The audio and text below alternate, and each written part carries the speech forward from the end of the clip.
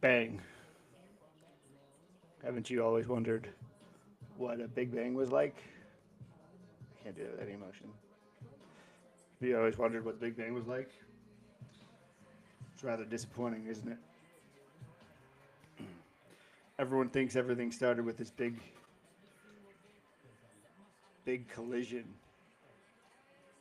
and I think they might have it wrong. Everything started with every. I don't know. Oh, that failed. Don't got that down at all. Was an attempt at doing an intro. Um,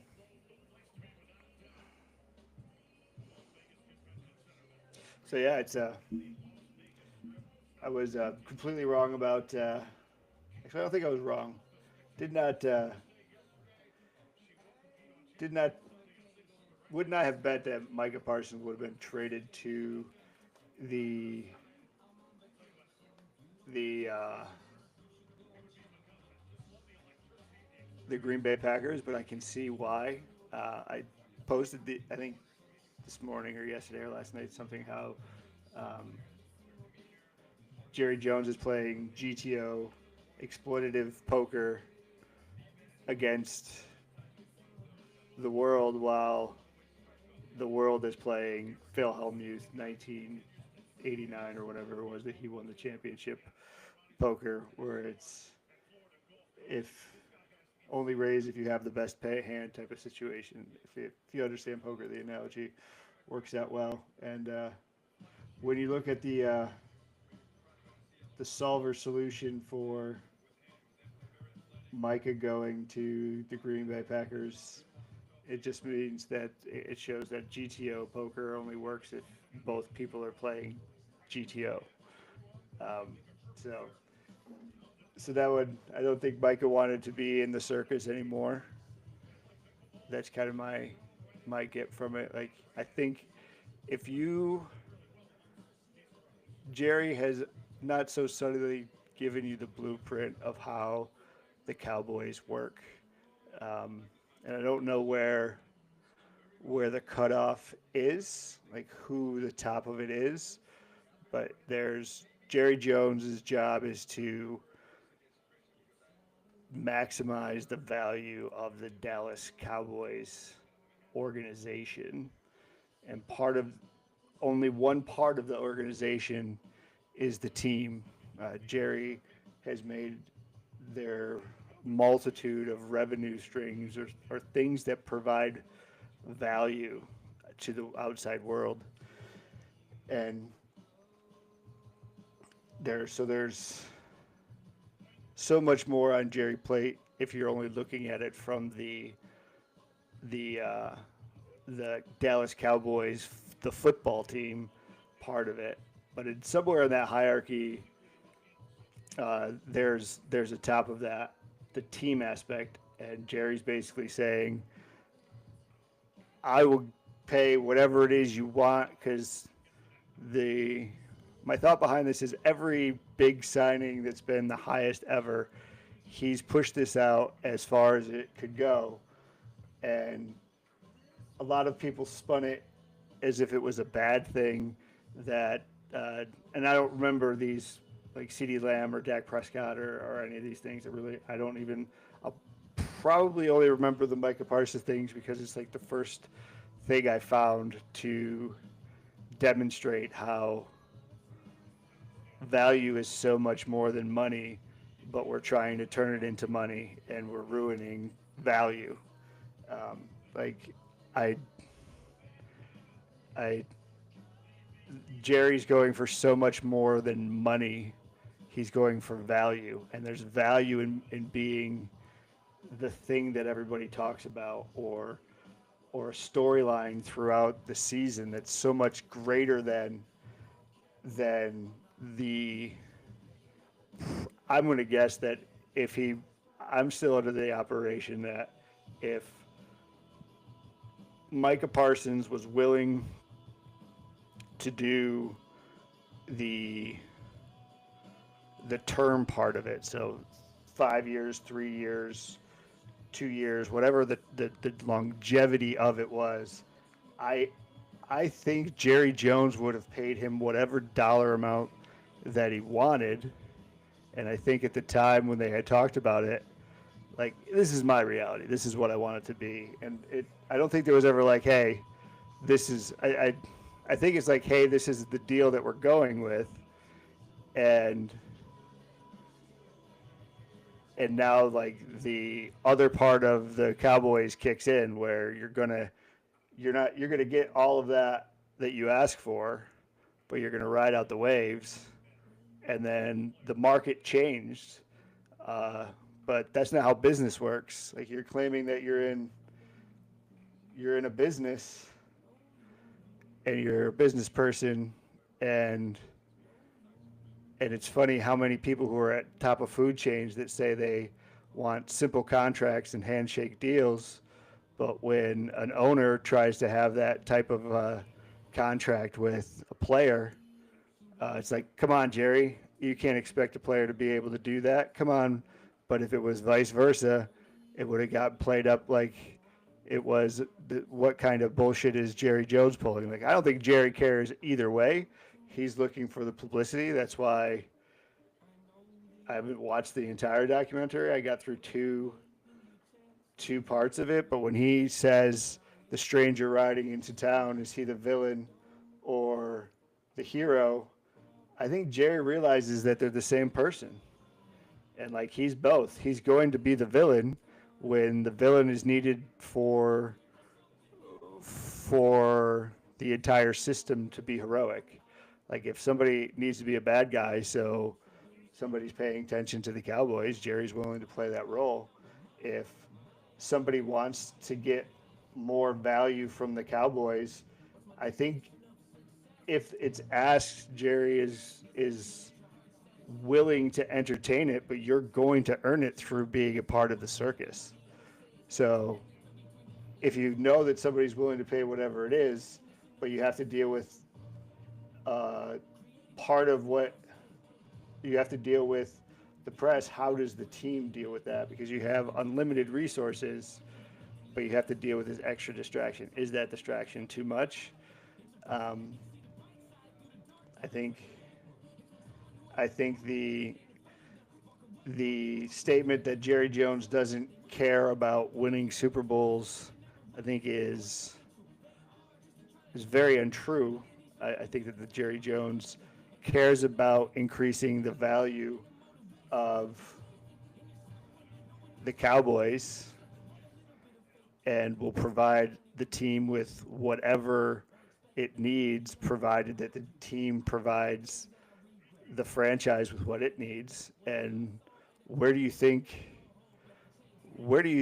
a team gets the 45 or 47 or whatever $1 million a year from? It's the value that the team creates. Like, it's super interesting I mean, it's interesting that that's the case to me. And I'm not sure I do a very good job of explaining like the flow that I see of it, where I get has have we reached the top of where a player is actually willing to provide the value required to offset the price of their contracts? I guess is that, like, there's a, and I don't, and maybe this is a bad example, but it's like, and valuations are all independent of what the owners feel. I guess I don't know, like, where the ratio or the value comes from, but are we coming to the point at which whatever the owners are saying, are the percentages that the top players making bigger than the percentage of the dollars that they're bringing in? I guess, like, if you look at winning a Super Bowl, what is the cost of that roster? Where is the money? and who's making the most money. Like I don't know any of this. Um, all this is like in my head. Like none of this is research. I don't have anybody around. I'm not sure if there's a way that you could tell me, correct me with the information. I would love to hear it. But like, just so everybody knows, like I'm not anything that I say is not a fact. It's just the way that I'm experiencing the events, and all of the information is based on my experience. So it may not be the true experience. There's three sides to every story: yours, mine, and the truth. Well, this is mine, and that's all this is. Um, but like, the question is like, if you like your investment strategy, you're going to put X number of dollars in to your investments, and you get Y number of dollars back, and that's how you figure out what your value is, right?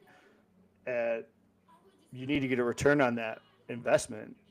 And I've tried to get money for a business before, and like, I don't know what it is, but somebody always told me it's like they want to 2 or 3x their money in 5 to 10 years. So if you're making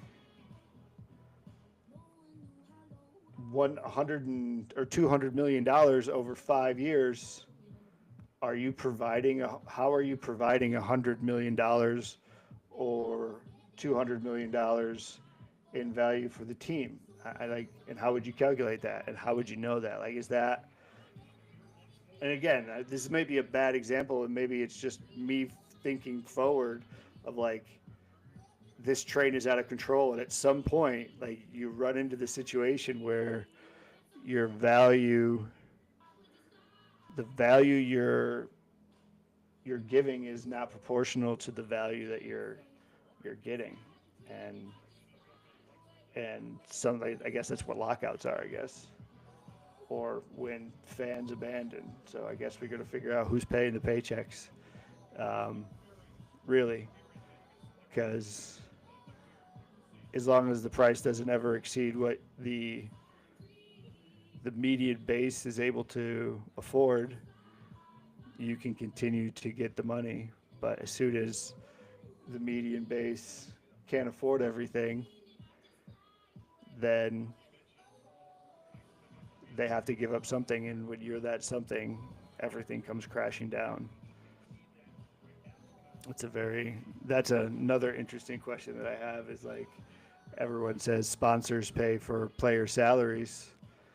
And I mean, I guess that's true, but how much of the cost of our goods is advertising?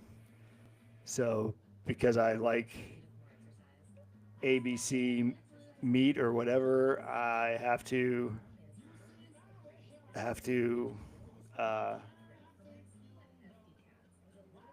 pay 45 cents on the dollar to your advertising expense, so you can pay some guy $40 million to play a game.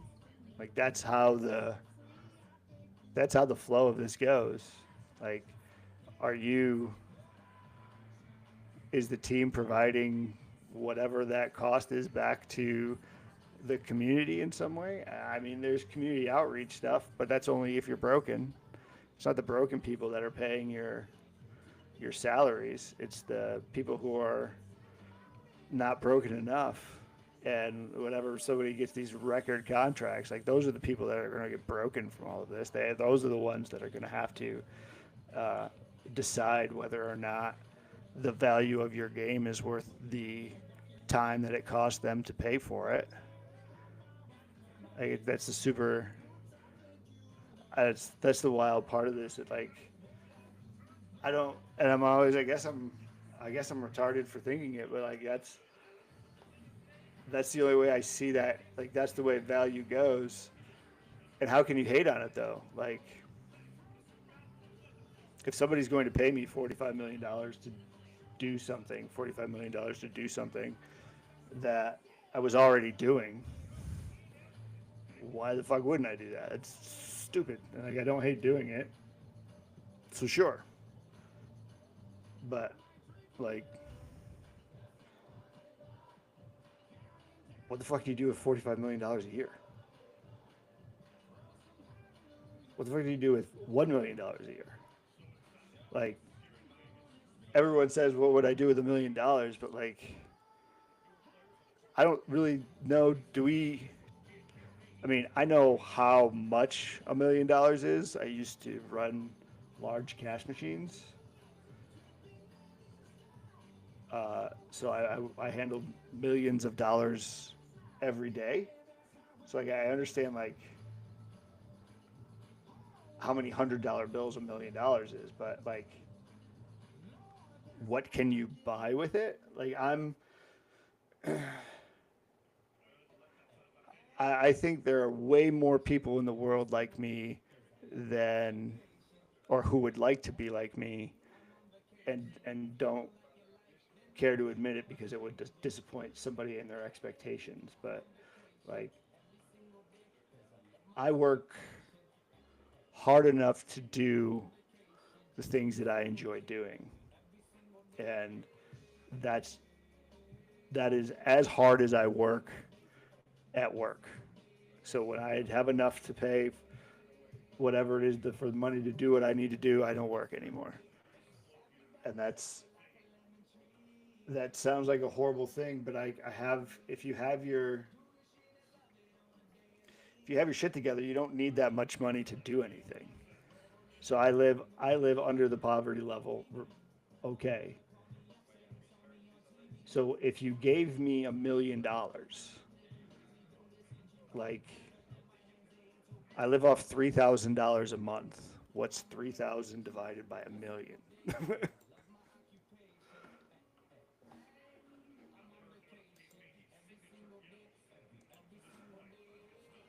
1 million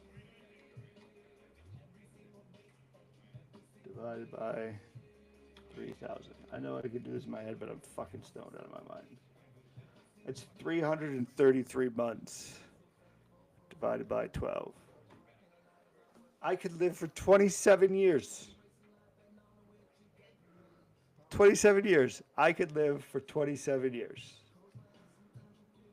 in my current situation. Without my current situation, I could live for probably 20 years. So we're talking about somebody getting $45 million. How fucking many years is that? It's 45 times this.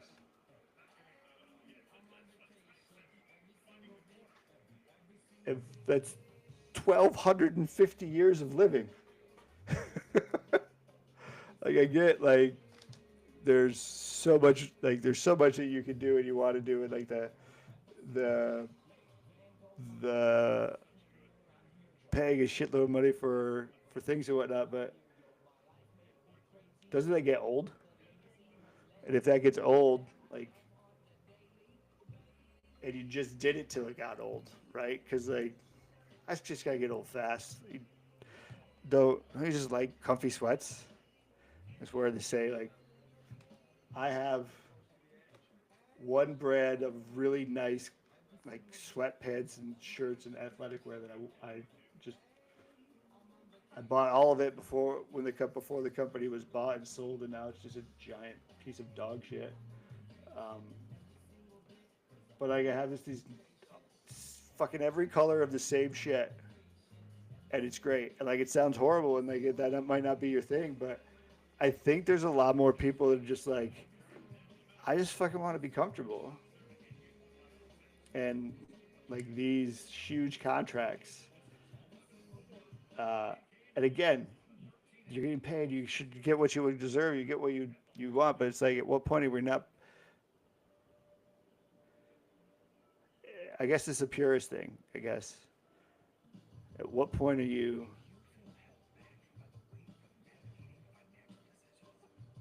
It's no longer just football now. It's you're competing in football and business, and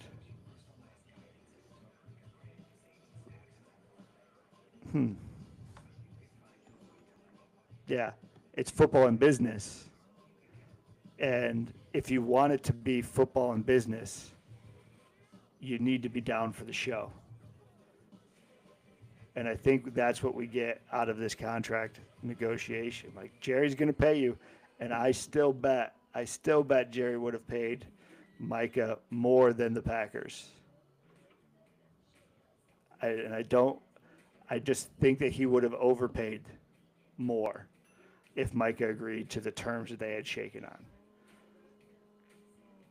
I think that's the part of this ordeal that people underestimate. Like I said, you have mad respect, and we're supposed to pump up our chest for, and we brag about how we negotiate our own contracts, and we do them in one page in a handshake deal, which is the way every deal should be. That is the way we should be as a human race, where we can go and somebody says, I will do this for you if you do this for me, and we are able to exchange those things just strictly on a, hey, you said you would do this and you didn't do it, can you do it, etc. mentality, and then kick the shit out of them if they don't, and you lose something. Like, things are too complicated, and like to dismiss that I think is very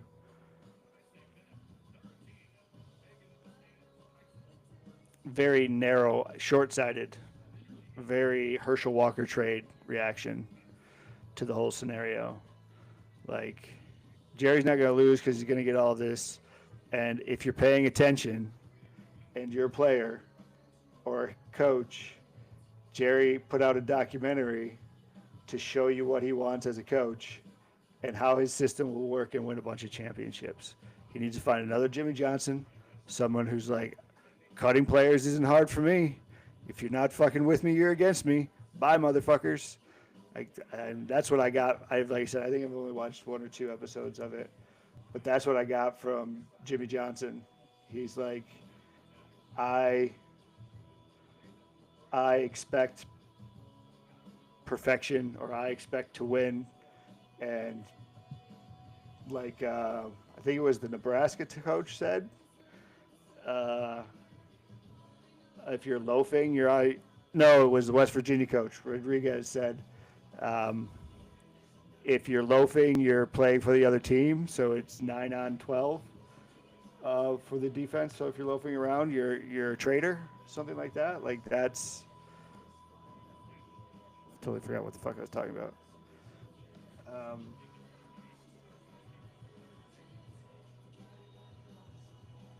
Yeah, I rambled the shit out of that. All right, next ordeal. Yeah, I think we're short-sighted on what Jerry's telling somebody. If you're willing to do what it takes, he's willing to do what, like he said to Jimmy when he hired him, I'm going to empty my bucket, you need to empty your bucket. And I don't think people realize, I don't think anybody's emptying their buckets for the Cowboys. And that starts with the head coach, I think. And I don't know this for a fact. I'm just going out on a limb. Like, Jimmy Johnson divorced his fucking wife and just became a coach. He's like, look, this is going to take everything I got. I got to go. So, like, to accomplish what Jimmy wants to accomplish, you need to be that focused on the prize. Are you as a player willing to give up everything? I don't give a fuck. I'm just here to win the Super Bowl and ignore the rest. Bill Belichick the shit out of the noise. I don't know if that's an analogy or not, but like, he's giving you the blueprint to win. And if it's America's team, he's basically saying, hey, players, come, be you, and we'll lean into you and make a crap ton of money to pay you and win a bunch of Super Bowls, or just be good and win. Like, that's all he wants. Be good and be you. And if you're promotable, whether as the hero or the villain, because when a stranger rides into town, you're either one or the other. We're a fucking market. This is like fucking Meet the Kardashians or Keeping Up with the Cowboys. Keeping Up with the Cowboys. It should be fucking Jerry's reality television Amazon Prime channel. That's what you should do. Keeping Up with the Cowboys on Amazon Prime, just a 24/7 channel of whatever puppet mastery Jerry Jones has done. So I rambled the shit out of this. In summary, I think Jerry is a genius. I think he's a great poker player. The intuition that he has, I think if we had a life solver like we have a GTO solver, we would see that he was playing the optimal move to be able to pay Micah Parsons $50 million a year for 5 years or whatever the contract would have been for. But Micah needed to get his agent involved, and he had he wanted to change things, and it's not how you want to do business as a player. I guess the question I have to ask is, isn't that the way you want to do business? As somebody who wants to get into business, like I'm trying to start a business to change everything. That's how I want to do business, is go out for drinks in a bar, talk about something. If I think something's a good idea, I say yes. If I don't, I say, let me think about it, or let me get in touch with somebody or whatever. And that be the end of it. And then you get the paperwork and sign it, and everything is the same. Like, I don't think it should be done on the napkin, but like, if you have everything worked out, it's worked out, and you just sign it, or you don't sign it. Like, that's the way. If I wonder, I'm making an assumption, but in my reality, like, that's the way people that get shit done want to do business, not the people who want to get shit done and move forward, do business on a napkin. And the people who are trying to exploit everybody for as much as they possibly can get are the ones that require the agents. And those are the ones that are exploiting the system. That's so wild. So we hire agents to protect the players because the players come from poor places. And then the agents end up squeezing all of the money out of the medium people and the poor people to make him rich, and just never really take care of the. The money's not flowing right, boys. It's just not. It's not flowing right. How do I? And like, I'm not mad at anybody. Exploit the system forever. Like, you should exploit the system, but the system should be set up so it cannot be exploited this badly. It shouldn't be. I do have a way to set it up. It's very simple, but I'll do that tomorrow. I came up with this yesterday. I will try to come up with something better, but I'll call it it's going to be the National Alliance of College Competitive Athletics, the NCCA. And I'll show you how to fix the Power 5 and anything, and we'll go over that. So 30 minutes. I'm going to try to keep these at 30 minutes until I find somebody to talk to. I'm just going to ramble until then. Some people speak with words. Others speak with actions. There is no actions without a reaction. So react often, react with purpose, and if possible, react kindly.